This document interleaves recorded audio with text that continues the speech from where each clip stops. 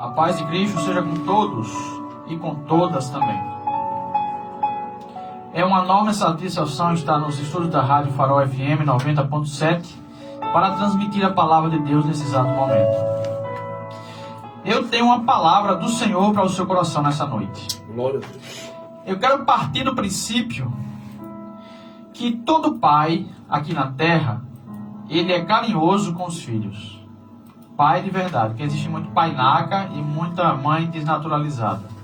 Mas o pai de verdade, ele é carinhoso com seus filhos. O pai que segue os mandados de Deus. Mas às vezes o pai, ele dá um puxão de orelha, dá uma correção. E da mesma forma é o Pai Celestial. Ele nos dá consolo, nos dá conforto, mas muitas vezes ele nos corrige e nos repreende. Tá certo? Quero partir desse princípio. Livro de Provérbios, capítulo 19, versículo 17. Deus quer tratar conosco nessa noite. Provérbios 19, 17. Que diz assim: Ao Senhor empresta o que se compadece do pobre, e Ele lhe dará o seu benefício. Repetindo: Ao Senhor empresta o que se compadece do pobre, e Ele lhe pagará o seu benefício. Essa temática você não escuta em qualquer lugar. A verdade é esta. E mais na frente eu vou lhe explicar por que essa mensagem não é pregada em todos os lugares. Nem sempre é pregada. Ela é deixada ao descaso, de sua menos importância. Em alguns lugares, a temática das pregações é só prosperidade financeira, prosperidade material. E esse tipo de sermão não é pregado em muitas igrejas. Mas como eu tenho um compromisso com Deus e com a palavra de Deus, eu procuro sempre transmitir mensagens que possam edificar a igreja de Deus. Primeiro, edificar a mim mesmo, que forma ler o sermão, e segundo, edificar aqueles que precisam de edificação.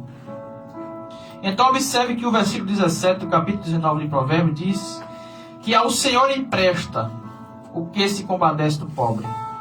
Tem aquela frase que diz: quem dá aos pobres empresta a Deus. Pronto, é bíblica essa temática. Essa palavra é bíblica. Quem dá aos pobres empresta a Deus. Olha aqui. Só que está em outra linguagem, outra formulação.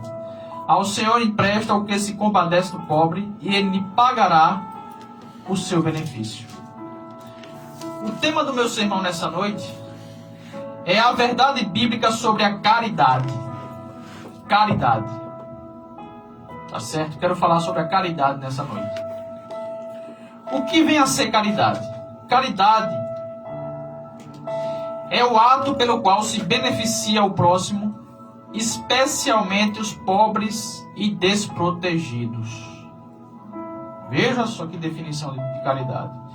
Caridade é o ato pelo qual se beneficia o próximo, especialmente os pobres e desprotegidos. Se você observar, se você é um leitor assíduo, que sempre está em contato com a Bíblia Sagrada, que já leu toda a Bíblia, você pode observar que a Bíblia, desde o Antigo Testamento até o Novo Testamento, trata a respeito da pobreza. E como os cristãos ou os servos de Deus devem lidar com a pobreza dos seus irmãos. Tá certo? Então o tema é esse, a verdade bíblica sobre a caridade. Já definimos. E vamos para o Antigo Testamento a priori. O que é que a Bíblia fala no Antigo Testamento sobre a pobreza? Deuteronômio capítulo 15. Deuteronômio capítulo 15, versículo 17. Aliás, versículo 7 e 8. Deuteronômio capítulo 15, versículo 7 e 8 dizem assim: Quando entre ti houver algum pobre, olha aí, pobre, de teus irmãos, em alguma das tuas portas, na tua terra que o Senhor teu Deus te dá, não endurecerás o teu coração, nem fecharás a tua mão a teu irmão que for pobre. Antes lhe abrirás de todo a tua mão, e livremente lhe emprestarás o que lhe falta, quanto baste para a sua necessidade. Então, não precisa, dispensa a explicação. Esses dois versículos dispensam a explicação, porque são tão claros e nítidos que a pessoa mais incauta de conhecimento seria capaz de interpretar esse versículo. Pois o versículo diz que quando houver algum pobre entre os irmãos, aquele que é melhor financeiramente, que ajude o seu irmão necessitado. Essa lei foi dada por Deus, por meio de Moisés, ao povo de Israel, que havia saído do Egito e que estava prestes a ser estabelecido em Canaã. Tá certo? Outro versículo, Deuteronômio 24. Deuteronômio 24, versículo 19. Diz assim: quando no teu campo cegares a tua cega e esqueceres uma gavela ou um molho no campo, não tornarás a tomá-la. Para o estrangeiro e para o órfão e para a viúva será, para que o Senhor teu Deus te abençoe em toda a obra das tuas mãos. Ele classifica aqui 3 tipos de pessoas que deveriam ser beneficiadas com a colheita dos israelitas. Quando eles fossem colher, eles não deixassem o pé de árvore totalmente sem fruto, mas deixassem uma parte para os pobres e necessitados. E aqui está o estrangeiro, o órfão e a viúva. Por que esses 3 tipos? Porque na época não existia INSS para ajudar as pessoas. Hoje existe aqui no Brasil INSS e em outros países programas semelhantes de auxílio, de repasse de recursos para os menos favorecidos, para os mais necessitados. Não existia na época o Instituto Nacional de Seguridade Social. Então essas pessoas deveriam ser assistidas por Deus. E ele assistiu de fato, dando essas ordens para que o povo de Israel seguisse e ajudasse seus irmãos necessitados. Então já vimos que no Antigo Testamento existem outros textos, mas porque o tempo é breve, eu vou me resumir a esses 2 que são suficientes para mostrar que no Antigo Testamento Deus já se preocupava com os pobres e necessitados de entre o seu povo. Agora vamos partir para o Novo Testamento. E Jesus? Será que Jesus falou alguma coisa sobre os pobres? Sobre ajudar o necessitado? A resposta é sim. Se você abre a Bíblia em Lucas capítulo 18, quando Jesus tratou com um jovem rico, lembra do jovem rico? Ele disse assim, ó, Lucas 18, 18. E perguntou-lhe um certo príncipe, dizendo: bom mestre, que hei de fazer para herdar a vida eterna? Jesus lhe disse: por que me chamas bom? Ninguém é bom senão um que é Deus. Sabes os mandamentos? Não adulterarás, não matarás, não furtarás, não darás falso testemunho, honra teu pai e tua mãe? Disse ele: todas essas coisas tenho observado desde a minha mocidade. Então aparentemente era um jovem perfeito. Perfeito. Aí Jesus chama ele à responsabilidade agora. No ponto que ele falhava. Jesus tocou na ferida do homem, do jovem, disse assim, ó.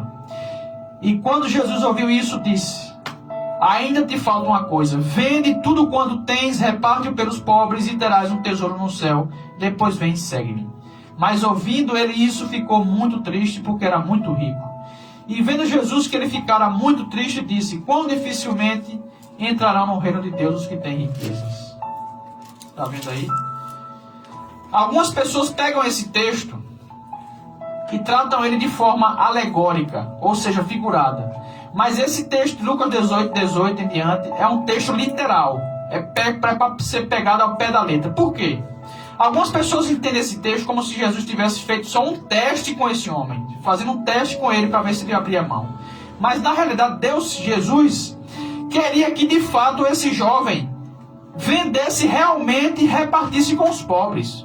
Porque se você observar no Novo Testamento, em Atos capítulo 2, no início da igreja primitiva, a Bíblia diz lá no versículo 42 de Atos 2, que os cristãos primitivos eles vendiam suas propriedades e repartiam com os outros.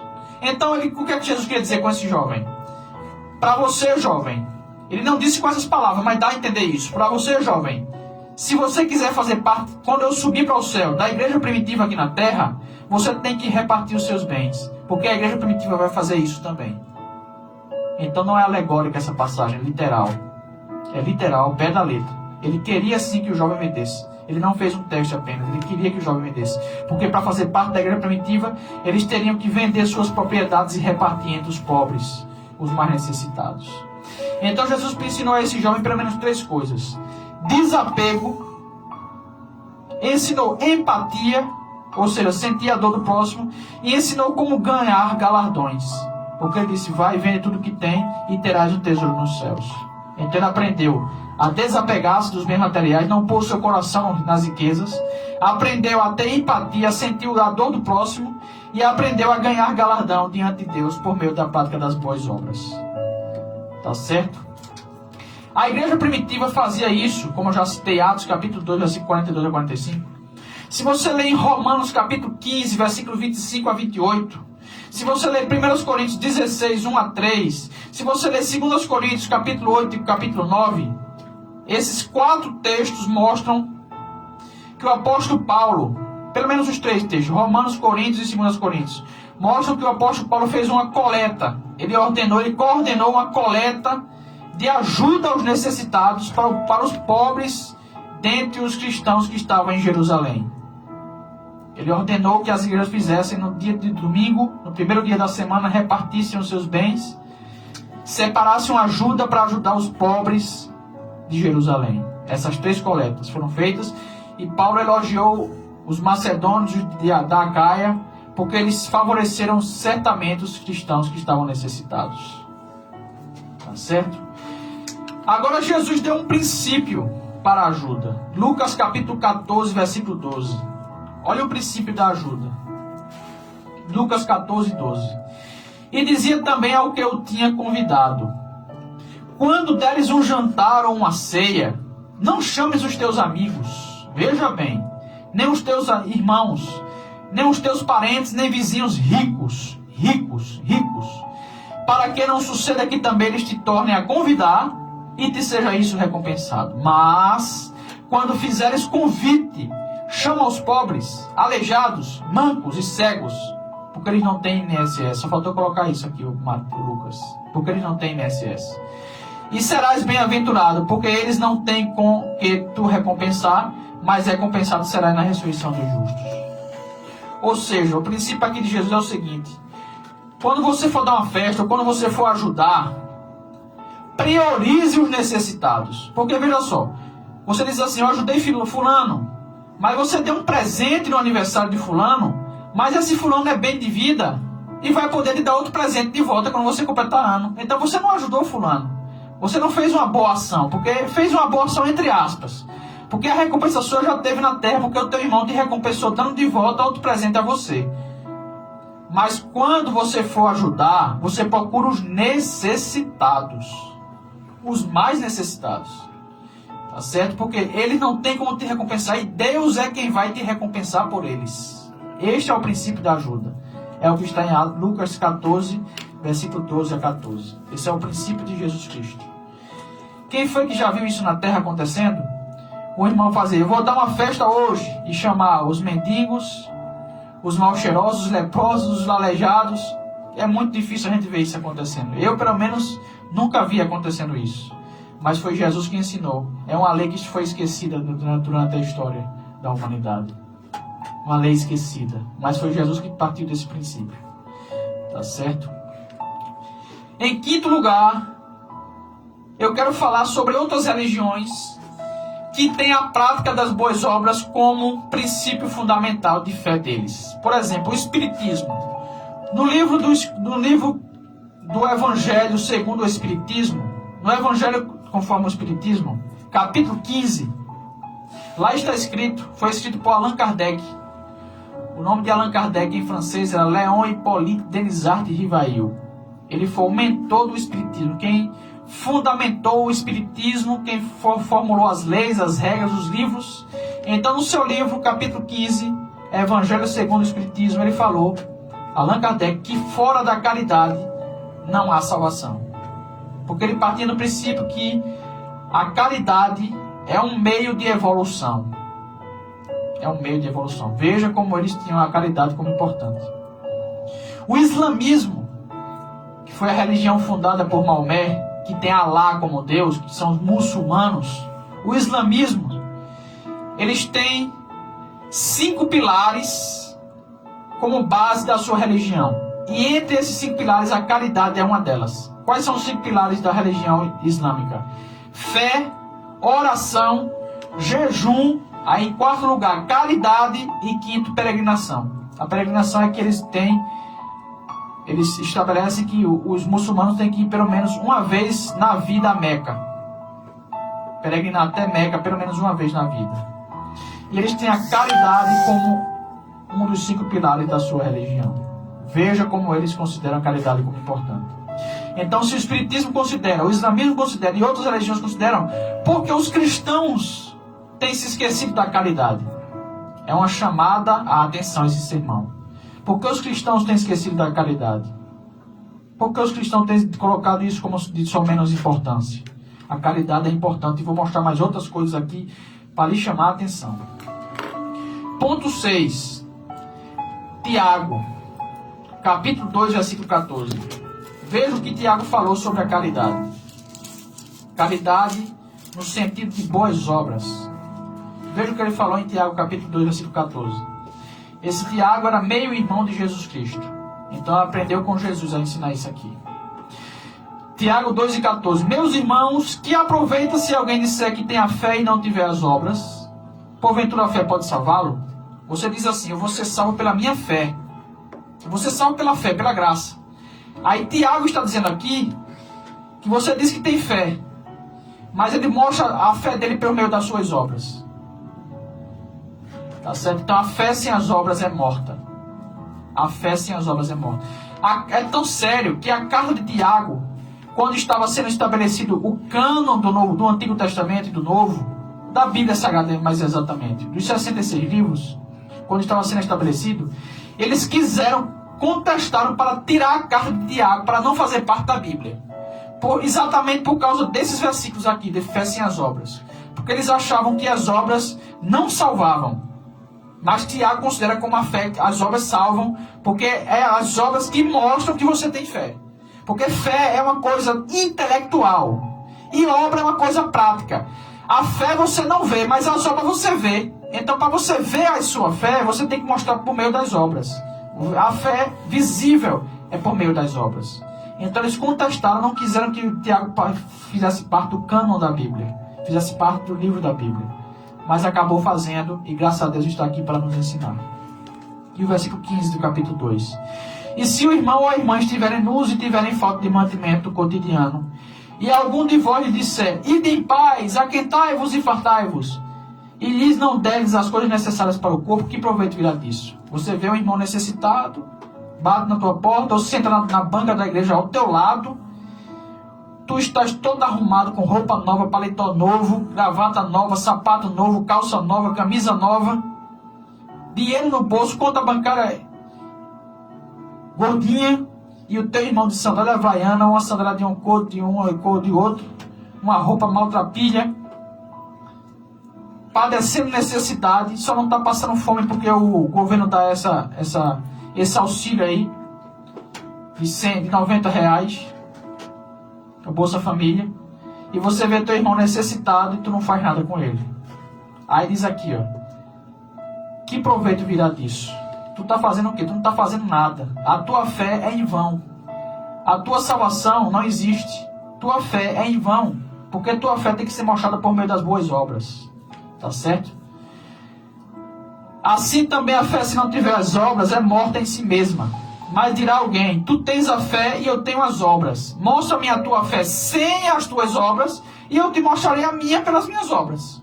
Aí vamos ver quem tem mais peso, se é a tua fé ou se é as minhas obras. Vamos ver qual é que tem mais peso? Ele quer dizer com isso. Porque tu dizes que crês que há um só Deus. Fazes bem, porque os demônios creem e também estremecem. Ou seja, os demônios têm mais fé do que tu, porque tu diz que tem fé, tu nem estremece, tu nem treme diante de Deus. E os demônios creem e tremem diante de Deus. Eles têm mais fé do que tu. Mas, ó homem vão, queres tu saber que a fé sem as obras é morta? Porventura Abraão, nosso pai, não foi justificado pelas obras, quando ofereceu sobre o altar ao seu filho, Isaque?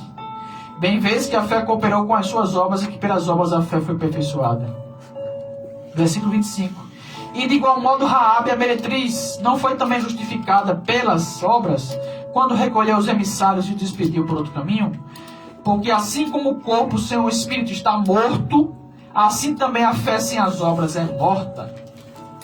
Se você não tiver obras, a sua fé não vale de nada. Salvação nenhuma você terá se não tiver obras. É a Bíblia que está dizendo. Eu não estou dizendo nada além da Bíblia. Obras. E quando se trata de obras, aí vem uma série de coisas.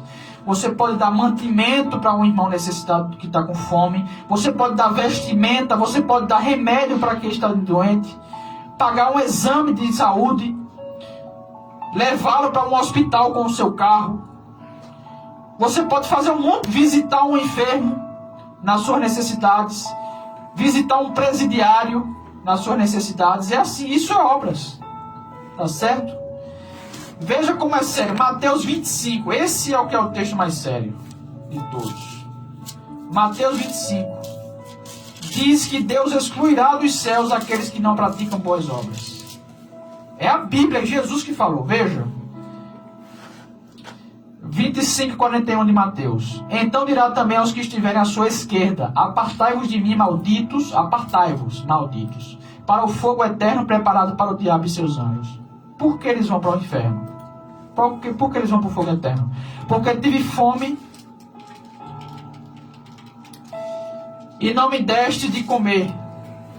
Tive sede e não me deste de beber. Sendo estrangeiro não me recolheste. Estando nu não me vestistes. E estando enfermo na prisão não me visitastes. Então eles também lhe responderão, dizendo: Senhor, quando te vimos com fome, ou com sede, ou estrangeiro, ou nu, ou enfermo, ou na prisão, e não te servimos?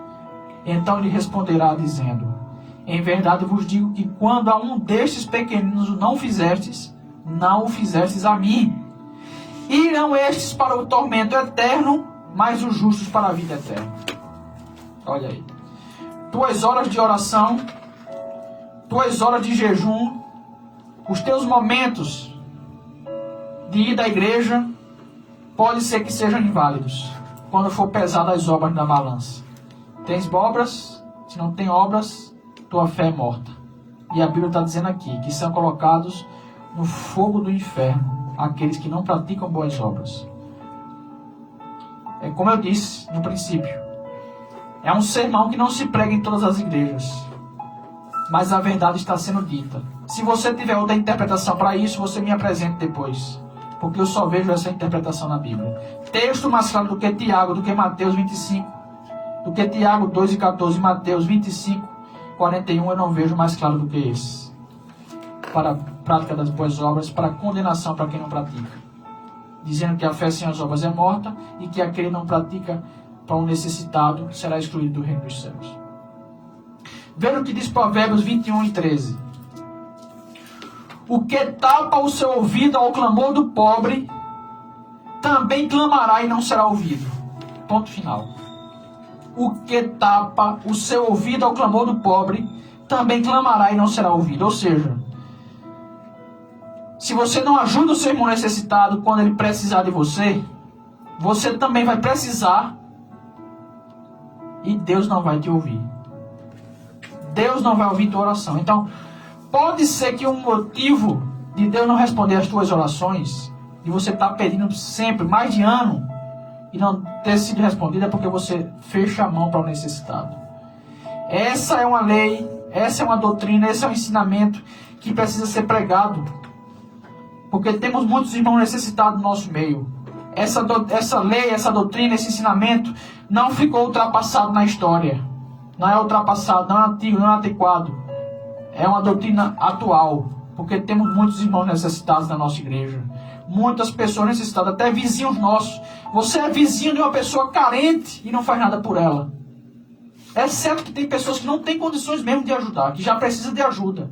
É certo que tem pessoas assim, que já precisam que alguém ajude elas. Mas tem outras que têm uma situação financeira melhor do que a sua. E pode ser ajudada. Tá certo? É Bíblia. Isso é Bíblia, irmãos. Então a falta de caridade faz Deus não ouvir as nossas orações. Agora, eu quero terminar mostrando as recompensas para quem pratica as boas obras. 2 Coríntios capítulo 9, versículo 6. Só observando que Jesus falou em Mateus 25 que os que ajudaram o necessitado irão para a sua direita e serão chamados de benditos do meu Pai, e que possuirão por herança o reino, já é uma recompensa maior de todas. Já é a recompensa maior de todas. Tá certo? 2 Coríntios capítulo 9, versículo 7. Versículo 6, aliás. E digo isto, que o que semeia pouco, pouco também se fará. E o que semeia abundância, abundância também se fará. Observação. Algumas pessoas desprevenidas, incautas, ignorantes, pegam esse texto aqui para falar do dízimo das ofertas. Mas aqui o contexto, o contexto não fala de dízimos e ofertas aqui. Aqui fala da ajuda ao necessitado. Se você observar o capítulo 8 e o 9 de 2 Coríntios, mostram que os versículos falam da ajuda aos necessitados, aos cristãos de Jerusalém. Ajuda aos necessitados. Não é dízimos e ofertas, não. É ajuda aos necessitados. E digo isto, que o que semeia pouco, pouco também se fará. E o que semeia abundância, abundância também se fará. Ou seja, a tua colheita espiritual é de acordo com a tua semeadura. Você vai colher de acordo com o que você semear. Tá certo? Versículo 10. Aquele que dá a semente ao que semeia e pão para comer, também multiplicará a vossa sementeira, e aumentará os frutos da vossa justiça, para que em tudo enriqueçais para toda beneficência, a qual faz que por nós se deem graças a Deus. Em tudo tu serás rico, se tu abrires a mão para os necessitados. Então termino agora. Então, finalizando, duas coisas eu quero dizer ainda. Primeiro, a igreja que você faz parte. Qual é a igreja que você faz parte? É batista? É presbiteriana? É assembleia? É pentecostal? É mormon? É espírita? É o quê? Qual é a tua religião? A tua igreja deveria, com senso equilibrado, senso de justiça e de amor ao próximo, deveria, com os dízimos e as ofertas que arrecadam, separar uma parte maior para ajuda aos necessitados. A parte maior seria para ajuda aos necessitados e não para construir outros templos e outras igrejas. Você sabia disso? O dinheiro que a tua igreja arrecada não deveria ser tomado apenas para construir templos e mais templos e para pagar água, luz e funcionários da igreja. A tua igreja deveria tomar a maior parte dos dízimos das ofertas para ajudar o necessitado. E não é enviar a 10ª parte dos dízimos gerais para outra cidade, mas era para satisfazer e atender a necessidade dos clientes da cidade local, porque tem muitos necessitados na tua cidade. Então os dízimos das ofertas têm que ser para ajudar aos necessitados. E em segundo lugar, você em particular, como uma pessoa digna de Deus, deve praticar também a caridade. Se a tua igreja não ajuda, você faça a sua parte. Separe uma parte do que você ganha para ajudar o necessitado. Se você é bem de vida, se você tem condições financeiras, por que você vai fechar o coração? Se Deus te deu uma situação cômoda financeiramente, por que você não vai ajudar o necessitado, meu amado? O que Deus te deu não é somente para você. Deus te deu para você beneficiar outras pessoas que precisam de você. Você fazendo isso, você será livre do fogo do inferno, segundo Mateus 25. Suas orações serão ouvidas e você terá garantia de herdar o reino de Deus com o Senhor Jesus Cristo. E fica esse sermão para a tua meditação, tá certo? A verdade bíblica sobre a caridade. Esta é uma chamada à responsabilidade. Porque em muitos lugares não se fala mais isso. E se fala é uma vez em uma década. E nós precisamos falar isso sempre. Porque existem muitos necessitados que precisam da gente.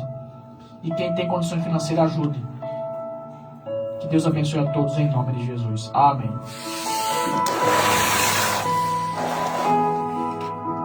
Quero louvar a Deus pela vida do nosso companheiro e amigo irmão Charles. E ele vai continuar.